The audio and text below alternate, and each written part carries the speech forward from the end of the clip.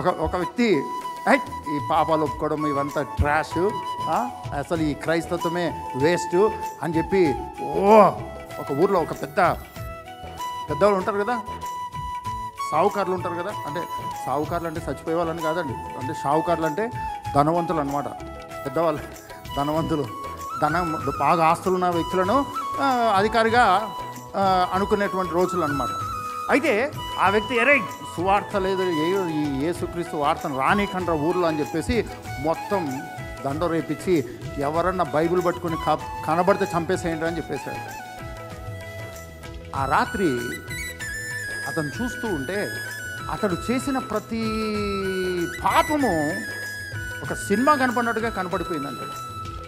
వెంటనే అదే రాత్రి 1 గంట 2 గంటలకు మోకాళ్ళ మీద పడి పశ్చాత్తపడి నేను పాపిని ప్రభు అని ప్రార్థన చేశాడంట. నీ రక్తంలో నన్ను కడుగు, పరిశుద్ధపరచు, నా హృదయంలోకి రా ప్రభు అని ప్రార్థన చేశాడు. ఈరోజు మొదలుకొని నువ్వే నా ప్రభు, నువ్వే నా ప్రభు. వెంటనే పక్క ఊరి నుంచి పాస్టర్ను పిలిపించి బ్యాప్టిజం తీసేసుకున్నాడంట.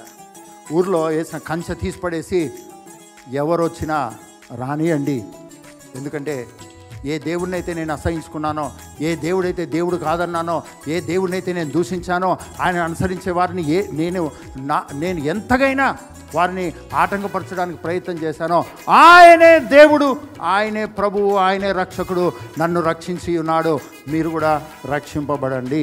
ఇది కులానికి, మతానికి, స్థానానికి, దేనికి, ఏ స్థితులకు సంబంధం లేనిది.